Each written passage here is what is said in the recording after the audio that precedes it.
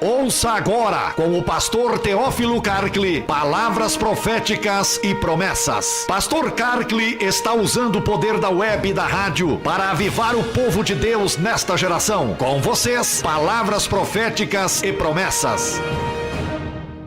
Baseado na história de uma mulher, na história de Ana, que não podia ter filhos, até que o momento que ela foi na casa do Senhor, orou, pediu, e o Senhor ouviu a sua oração. Vamos colocar um título para esta palavra, baseado em 1 Samuel capítulo 1, versículo 17, quando o sacerdote de turno, Eli, manda ela para casa, abençoando a sua vida, dizendo para ela ir em paz. Eu coloquei um título assim: tenho paz, o Senhor me dará o que eu pedi. Quantas mulheres que me ouvem nesse momento, quantas mães poderiam dizer esta frase: tenho paz, porque o Senhor me dará o que eu pedi. Queremos falar em 3 aspectos da vida de Ana.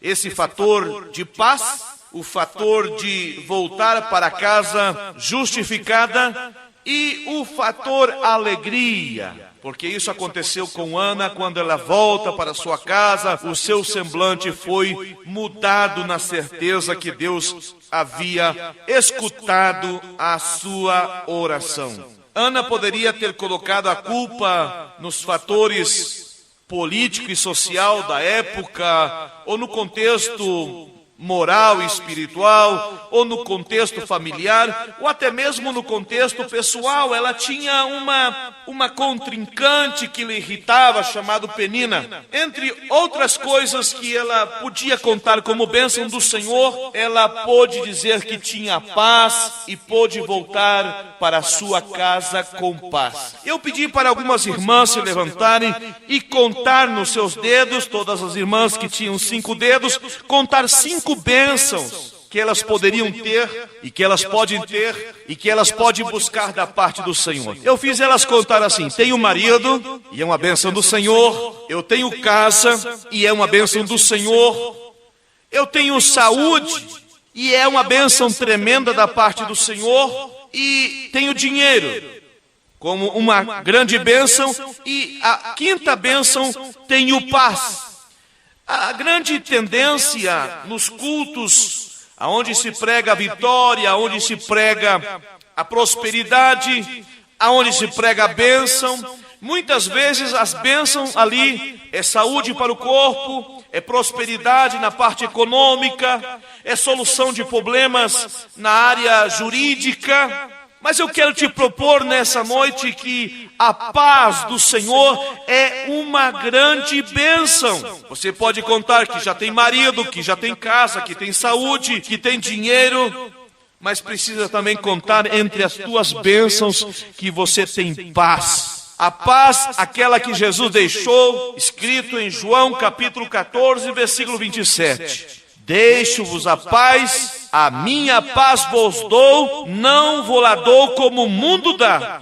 Não se turbe o vosso coração, nem se atemorize. Por isso nós cumprimentamos os nossos irmãos no púlpito, na rua, aqui do estúdio da rádio, com a paz do Senhor. E foi Jesus quem deixou esse exemplo.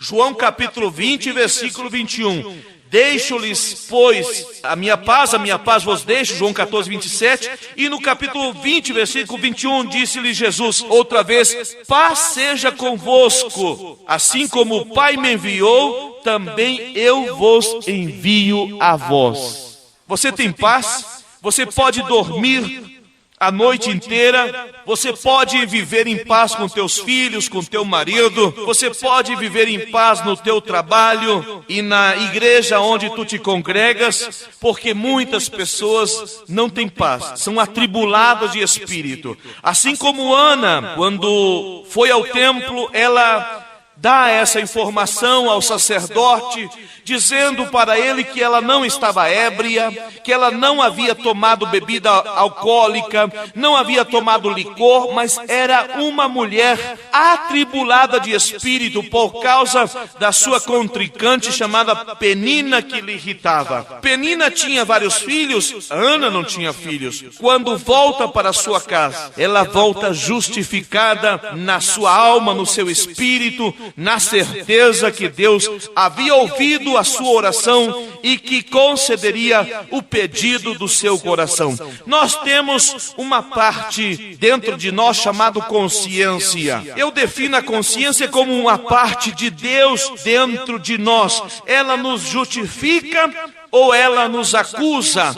Quando falhamos com os nossos deveres como cristão, ela nos acusa, mas quando cumprimos com os nossos deveres como cristão, ela nos justifica. E coisas pequenas, por exemplo, foi pedido na congregação para orar, eu estou orando, estou em campanha, eu me sinto justificado.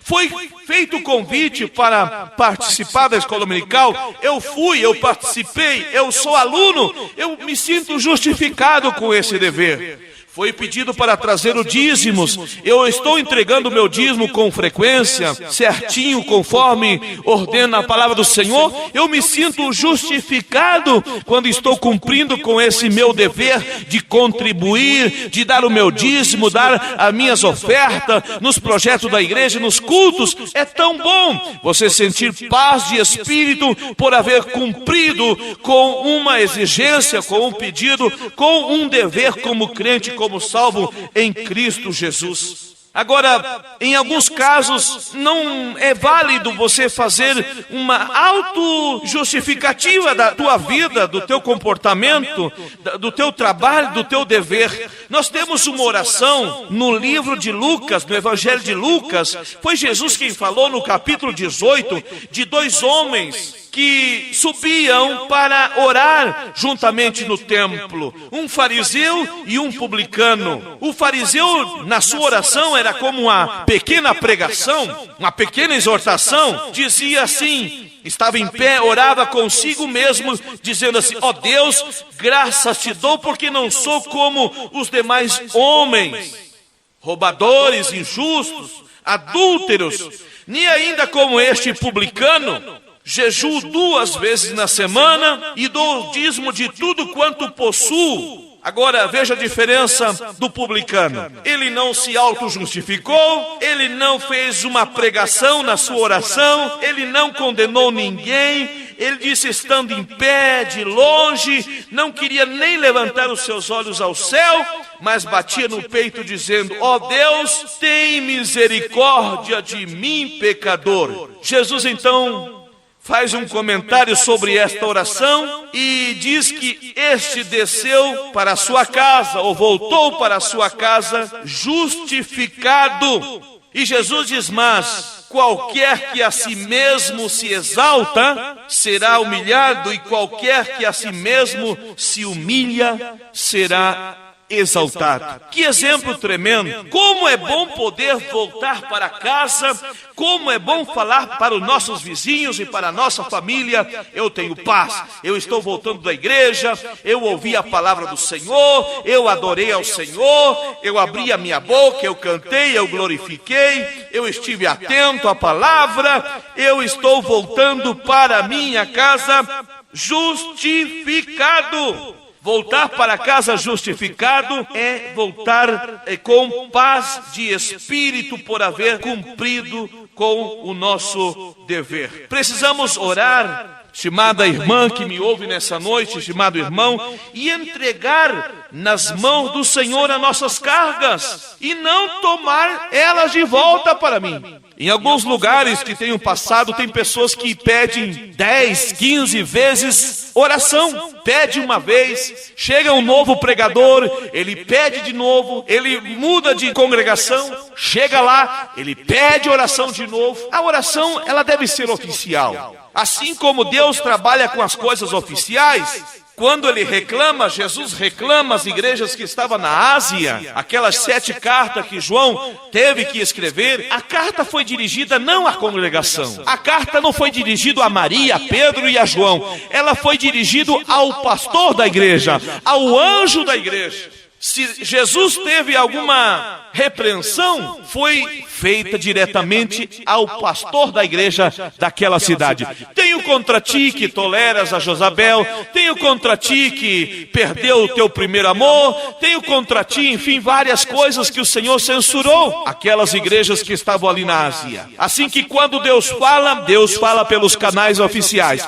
Deus se dirige ao pastor da igreja e o pastor da igreja tem a responsabilidade de advertir, de corrigir a sua igreja, o seu rebanho. E quando você recebe oração, tenha por seguro que uma oração feita pelo teu pastor, aquela oração, ela vai ter os seus efeitos. A Bíblia diz que uma oração feita por um justo tem os seus efeitos. Confia no Senhor, descansa no Senhor, que não seja o teu costume pedir 50 vezes, ore por mim, ore por mim, ore por mim. Porque quando oramos por você, aquela tribulação, aquele problema foi solucionado. Aquela dificuldade foi eliminada. Agora você deve voltar a agradecer ao Senhor, glorificar a Deus como aquele leproso que voltou para agradecer a Jesus pelo milagre. 9 foram embora, mas um voltou para agradecer.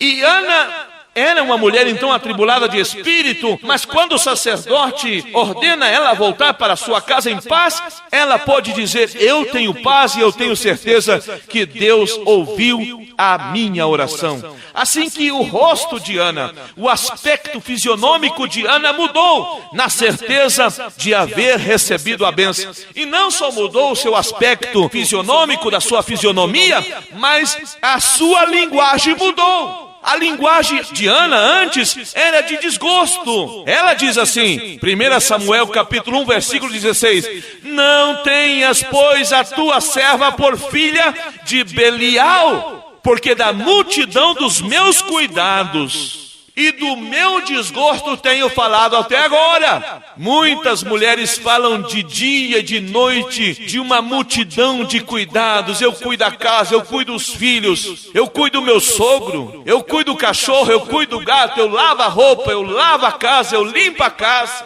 E fala dos seus desgostos: eu não gosto da minha vizinha, eu não gosto da minha cunhada, eu não gosto da esposa do pastor, eu não gosto do meu cabelo, eu não gosto da minha cor, eu não gosto da minha idade.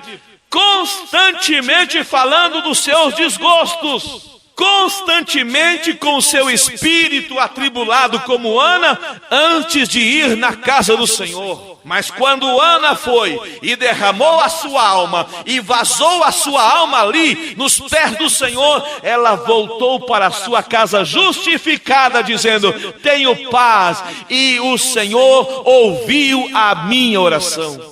A linguagem de Ana era da multidão dos seus cuidados, era dos seus desgostos. Ana era uma mulher atribulada de espírito. Ela diz assim em 1 Samuel 1,15: sou uma mulher atribulada de espírito. Uma pessoa atribulada de espírito é uma pessoa sem paz, é uma pessoa que sempre está irritada, sempre está nervosa, sempre está estressada, agitada, murmurando, choramingando. Mas Deus quer mudar a tua linguagem, Deus quer mudar os teus cuidados, Deus quer mudar o teu semblante. Em 1 Samuel capítulo 1, versículo 18 e versículo 19 diz assim: e ela disse, Ana disse: ache a tua serva graça em teus olhos. Assim a mulher se foi pelo seu caminho e comeu, e o seu semblante já não era triste. E logo no versículo que segue diz: e levantaram-se de madrugada e adoraram perante o Senhor, e voltaram e vieram para casa em Ramá. Eucana conheceu a Ana, sua mulher, e o Senhor lembrou dela. Aleluia! Portanto, minha estimada irmã que me ouve nesta noite, ou meu estimado irmão, quando Deus fizer esse milagre em você, você vai voltar a se alimentar, você vai se levantar de madrugada para adorar a Deus, o teu semblante será mudado, tudo será mudado. Tu vai cantar como Ana cantou depois que ela foi abençoada, o hino da vitória. A linguagem da fisionomia é muito visível, a linguagem facial, dos olhos principalmente. O rosto diz tudo sem a voz. Tem pessoas que estão dentro da igreja e o seu rosto é de raiva, é de pena, é de tristeza, parece que está carregando literalmente uma cruz muito pesada, mas é tão bom ver aquele rosto de alegria, aquele rosto da certeza que Deus ouviu a sua oração. O rosto da incerteza é um semblante decaído, cabisbaixo, pessimista, e isso não é bom servir ao Senhor desta maneira. A Bíblia diz que nós devemos servir ao Senhor com alegria. Agora, o rosto da certeza é um rosto de alegria. Aleluia! Bendito é o nome do Senhor. E para finalizar esta palavra, Neemias dá um conselho tremendo ao povo da época, dizendo: dizei-lhes mais, ide, comei as gorduras e bebei as doçuras, e enviai porções aos que não têm nada preparado para si, porque este dia é consagrado ao Senhor. Portanto, não vos entristeçais, porque a alegria do Senhor é a vossa força. A alegria do Senhor é a vossa força. Quando você orar pedindo força, Deus te dará alegria. Quando você pedir ao Senhor alegria, o Senhor te dará força. Assim que eu te animo, estimada irmã, irmão que me ouve nessa noite, conta nas tuas mãos, entre todas as bênçãos que você tenha recebido, não só é o carro, não é só a cura, não é só o problema resolvido na justiça, não é só os teus filhos, mas a paz de Cristo no teu coração, na tua casa, na tua empresa, na tua vida e no seio da tua família. Que Deus te abençoe.